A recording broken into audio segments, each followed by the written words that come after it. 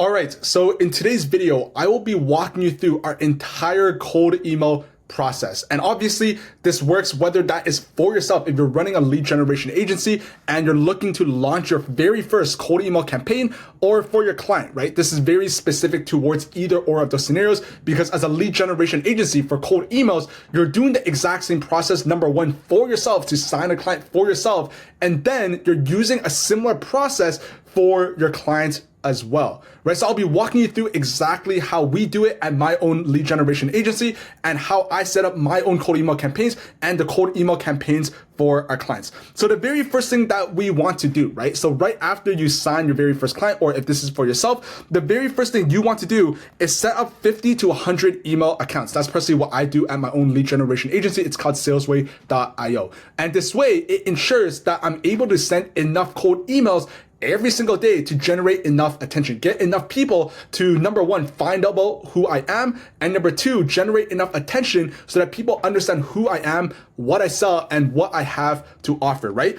So depending on the clients, depending on the scenario, I might set up a little bit less email accounts, I might set up more, but the vast majority of my own email campaigns and for my clients as well, I set up somewhere between 50 and 100 email accounts every single day, which means that I'm able to send consistently somewhere between 1,500 and 3,000 cold emails every single day, right? And the main tools that I use in order to do that is Microsoft Domains and MS Outlook. A lot of people ask me if they could use other things like GoDaddy, like Namecheap. Yes, you can. Those are just domain providers. It really doesn't matter. But what you need to do is you need to first buy your domains from your domain provider. I use Pork1, and then connect them to Microsoft Outlook Business Basic. For GoDaddy, for example, I know there's a way to buy the Microsoft Outlook directly with the domain provider, which is GoDaddy. I don't recommend that because the deliverability is just not that good. What you want to do is you want to buy your domains first and then buy your email accounts second and connect them together. So that's what we do. After we do that, our next process is we go into smartlead.ai or instantly.ai. Again, those are pretty competitive tools, either or works, personal preference. I just use smartlead.ai. And what we use this tool for is for the warm-up emails for 14 days, right? So it's very important that you warm up your email accounts for 14 days minimum, because if you do not, what's gonna happen is all of your emails are just going to land in the spam folder or the junk folder, depending on what you're using. So what you have to do is you have to warm up your email accounts for 14 days. One of the benefits is Smartlead, the tool that I use personally, it actually has a 14-day free trial. So if you're able to line that up correctly, technically you're able to use Smartlead for free, and the only time you pay for Smartlead is when you're actually sending your cold emails. But that's what I use. I think instantly.ai has a 7-day free trial. I could be wrong. I don't really use Instantly, but it has a trial. I don't think it's for the full 14 days, but I use smartlead.ai and I know it's 14 days. After that, the very first thing that I do, right? So these two things together, it takes a couple hours to do, right? Setting up the email accounts, warming them up, connecting Smartlead. It's a pretty simple process. It just takes a couple hours. It takes some time to do. It's pretty tedious. For me at my agency, I personally hired a VA to help me do that. The title is systems integrator. I pay them anywhere between $3 and $7 an hour. And all they do is anytime I sign a new client or for my own campaigns, I personally just buy the domains. I buy the actual licenses, and my VA then goes into the actual account to set them all up, configure them with the DMARC, the DKIM, all of those records, and connect them to Smartlead, because it does take a while. It takes, a couple hours to do that. So that's what I do. The first thing that I do after all of those things are done, after the infrastructure setup aspect of things, is I want to understand the niche and understand and conduct some research, basically, right? And this is important because let's say I sign a completely new client and they sell their own services or products to an industry that I just don't really know too much about, or I don't have any experience. Or let's say for myself, for example, let's say I come up with a new idea for a new niche that I could target to sell my own cold email lead generation services to. I obviously don't know too much about it. So what I want to do is obviously I need to, number one, understand the niche, and number two, conduct some research. So here are some tools that I leverage in order to help me conduct this actual research. So the first one is obviously Google. We use ChatGPT. ChatGPT is very, very effective as long as you're giving it the right prompts. We watch YouTube videos to understand a little bit more about the business model as a whole. We then go into communities, right? So for example, over here, I have Facebook groups, I have Reddit, I have Twitter. What all of these are they're just community platforms, because that's just a place where all the people of my niche, my target ICP, they're all just congregated there. So for example, if you find a Reddit forum, which is, let's say, strictly marketing agency owners, you can go through that forum and learn a lot about the common pain points, the common problems, the things that marketing agency owners have tried and what they're looking to achieve, generic goals, right? Or Facebook groups work extremely well as well, but certain industries aren't necessarily on Facebook groups. LinkedIn groups are really good ones as well. And Twitter/X, whatever you want to call it, is also really good as well, because it's kind of like a community-based platform. After that, these are some of the things that I want to understand in my research, right? The first one is I need to understand the niche inside out. If someone were to ask me, what does this ICP do? What do marketing agency owners do? I want to understand, be able to explain to other people exactly how it works, how people make money, all of those things, because I understand the niche. I want to understand how large or how small the total market size is. I want to understand common pain points and common problems that business owners inside of that industry might face. I want to understand what have they typically tried before. So for example, if I'm selling cold email lead generation as services, I want to understand, have marketing agency owners tried cold emails before? Have they tried lead generation? Have they tried LinkedIn lead generation, cold calling? What have they kind of tried? Certain industries haven't really tried too many of these things before. So that changes kind of the overall direction of our cold email campaign. And finally, I want to understand market sophistication. So what this means is certain industries, they're just more aware about these online marketing and online sales strategies. So for example, let's say you're reaching out to plumbers. There's a very strong chance that plumbers don't really understand that much about cold emails. They don't really know too much about ads, about funnels, about, all of these different things. Now, on the other side, if you were to reach out to marketing agencies, which are highly sophisticated, marketing agency owners, they probably understand how advertising works. They probably know about cold emails. They probably tried cold emails. They understand funnels. They understand all of these different things. So the way that you want to communicate to them in order to actually sell your service would be completely different versus reaching out to plumbers who just don't understand it. Because the main idea of what you have to do is, for unsophisticated niches, you have to, number one, present what you're doing and explain to them how it works. However, if you reach out to marketing agency owners and they just understand how cold emails work, you don't really have to present them as a new opportunity. You don't have to present cold emails as a new opportunity,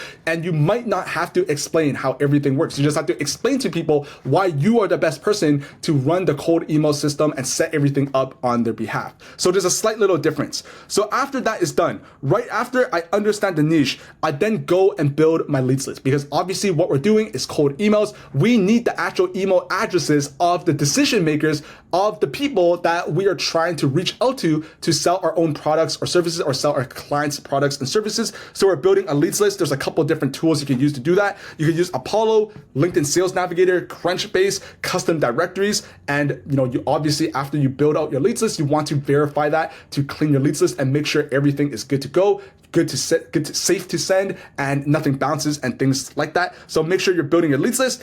After that, and this is kind of where it gets a little bit more tactical, is I want to build my sales asset. So based on the research that I've conducted over here, that is where I go and build my sales asset, because this is why it's so important to actually do research, and why you can't just necessarily go and copy some random person's niche, because it's not going to work. What you want to do is, based on your research, because you're understanding, number one, how the business works, and number two, you're understanding common problems and pain points, you're now able to create sales assets that are solutions to these common pain points and problems that businesses might have. And the way you want to present that is through video sales letters. Now, obviously, you can present them through PDFs, through white papers, you can send people a slide, you can send people a Google Doc. However, I've tested a bunch of different things, and almost always, 9 times out of 10, sending a video, it just performs way better than any other form of sales asset. And obviously the reason why, or at least my theory as to why videos perform so much better,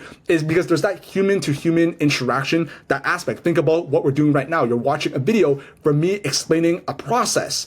It's way more personalized than if I just sent you over a link to this diagram, right? Or if I put this in a Google Doc and I just sent it to you without a video. This is way more interactive. You see who I am, you see what I sound like, you see what I look like, you see all of those different things. So if you're creating a video as a sales asset, I like to call it a VSL, a video sales letter. There's a couple different types you could create.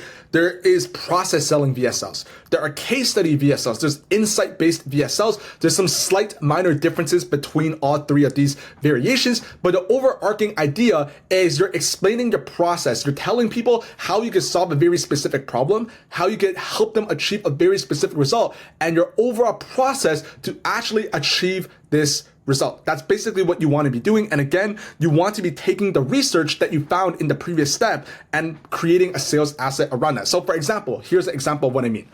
Let's say you're selling to marketing agencies and you join all of these community groups, you join these Facebook groups, and you realize that marketing agencies, they struggle with getting consistent sales calls because the vast majority of them rely on word of mouth, rely on networking, rely on all of these other things. So basically person-to-person interactions.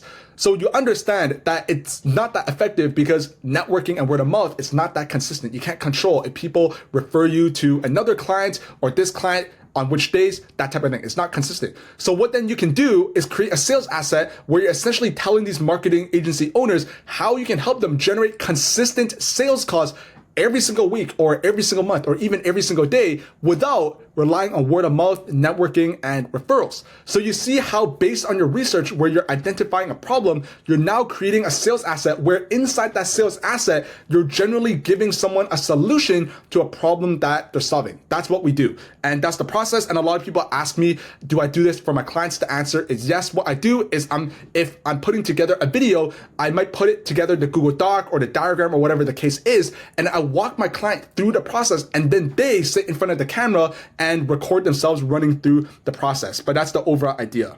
Okay, so after I create the sales asset, the next step is I build the actual cold email campaign. And there's a couple of different cold email campaigns that I actually build out for myself and for my clients. I'll walk you through what that looks like. But the very first campaign that I do is what I like to call a broad campaign. And as the name suggests, this is a very broad campaign, especially, and this works especially well if you're in niches or your client is in a niche where there's just a lot of companies, right? So for example, there are literally over 100,000 marketing agencies. So if you're selling to marketing agency owners, this will work extremely well. Or there's over 50,000 recruitment agencies. This will work extremely well in those industries as well. And as the name suggests, what you're doing is you're creating it with a broad messaging. So there's a lot of talk online about how to create hyper-personalized emails. Should you use templates? Should you do all of these different things?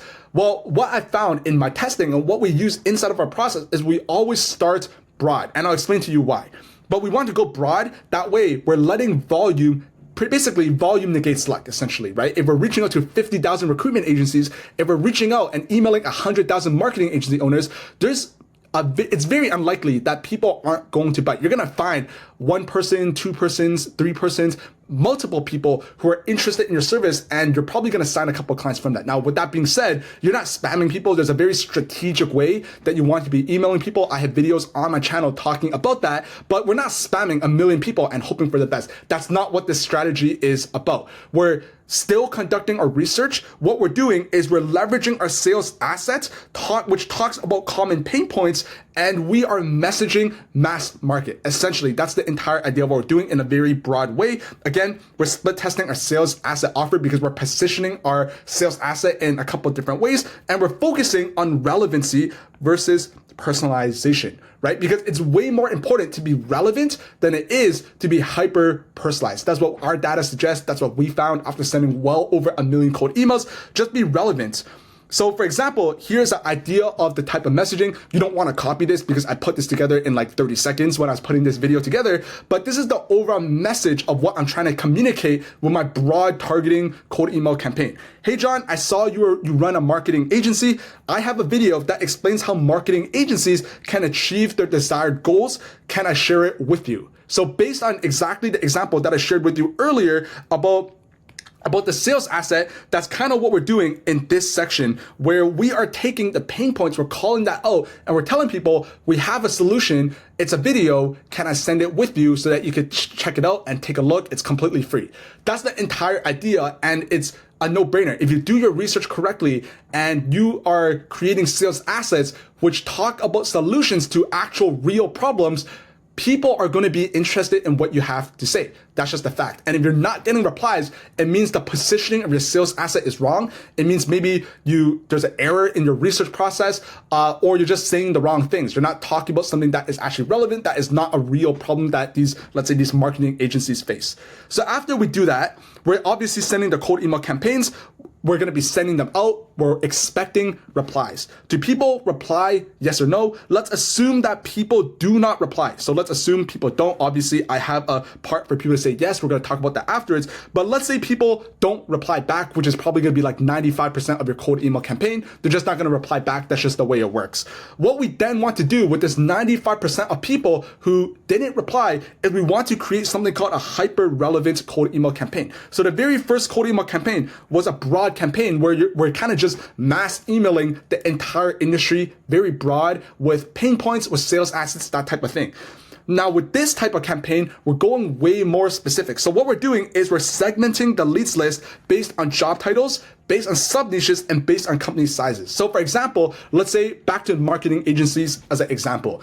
Inside of your broad campaign, you might have people who are CEOs, who are founders, who are owners. You might also have, let's say, head of sales, head of marketing, VP sales, VP marketing, depending on how you're building your leads list, you might have those. But understand that someone who is the vice president of marketing, the way you want to talk with them is going to be slightly different than how you communicate with the owner. So as an example, as a business owner, the main things they care about is generating revenue, signing new clients. But if you're talking to marketing agencies, they care about return on ad spend. They might care more about cost per acquisition. They care more about these things that business owners don't. So you want to segment your list so that you're able to be way more relevant when you're talking to them. You want a sub niche. So for example, under marketing agencies, there's a bunch of different sub niches. There are Facebook ads agencies, social media management agencies, Klaviyo email marketing agencies, SEO companies. All of them fall under the giant bucket of marketing agencies, but they're all in slightly different sub niches. So when you're cold emailing them, now you're able to call out, hey, we help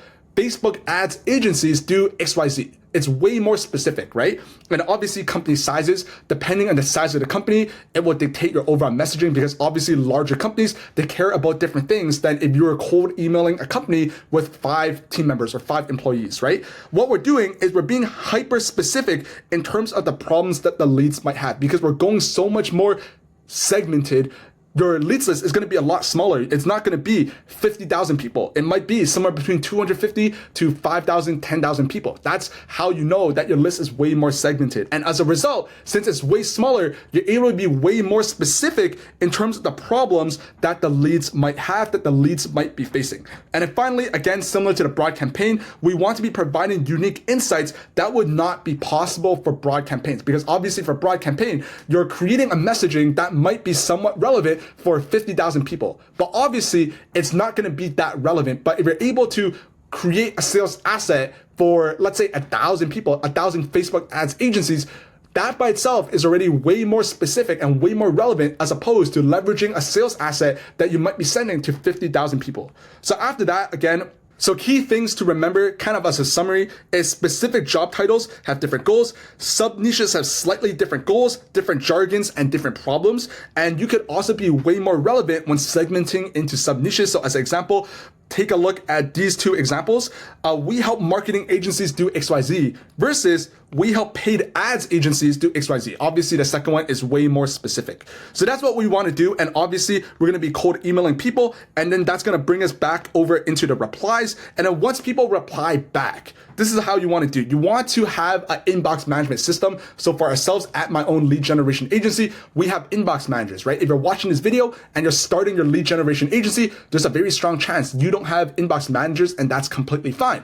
I manage my own replies, at least in the beginning as well. But essentially, you want to build out a system that allows you to reply back to leads, because obviously you're emailing all of these people. Your prospects, your leads are going to reply back and say, sure, Jim, send me that video. Sure, Jim, I have a question. How much does this cost? Sure, Jim, I have a question. Does this work for web design agencies in Europe, for example, right? Those are the type of questions that people might have, and you need to reply back to people. So focus on inbox management, a system where you're actually able to send these sales assets that you're leveraging, because you don't want to bait people, right? If you're telling people you're going to send them a video talking about how to sign new clients, send them the video talking about how to sign new clients, right? It should be a process to answer your questions, and it should be a process. The main idea is this is an appointment setting process. Your goal is to book sales calls onto the calendar. So obviously, do people book calls? Yes or no? If they don't, you want to follow up with them because again, sometimes people are very busy. Sometimes people forget. Sometimes maybe you emailed someone while they were cooking dinner or they were taking the kids to a soccer game, whatever the case is. So you want to be following with people. And since they've already replied back saying that they're interested, saying that they want to chat with you, you're actually able to follow up with them until they just tell you they're not interested anymore, right? For the actual cold email sequence, you want to follow up with people, but be smart about it. You don't want to be annoying people by emailing them 30 times when you have no ideas if they're actually interested in what you have for sale at all, right? But once people express interest, you're now able to follow them way more. And then finally, your goal again is to get a booked call. If people books a call, you want to send them some pre-sales assets. You want to set up some call reminders so that people actually show up to the call. But yeah, so that's basically the process. Hopefully you're able to understand this kind of like this chicken scratch. Hope you found this video valuable. If you do, make sure you drop me a like, make sure you drop me a subscribe. And if you made it to the end of this video, make sure, comment the banana emoji because I want to see who actually watches the entire video, who makes it to the end. So make sure you drop me a banana down below. And I'll see you in the next video. See ya.